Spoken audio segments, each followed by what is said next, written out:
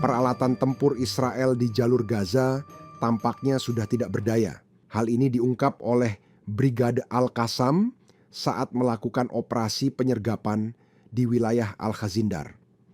Dalam video yang dirilis Al-Qassam, terlihat IDF membawa pulang tank rongsokan yang menjadi sasaran empuk Hamas.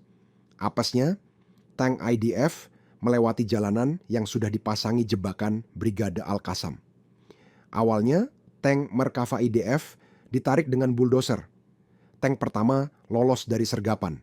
Namun, tank kedua langsung meledak hebat terkena bom jebakan Brigade Al-Qassam.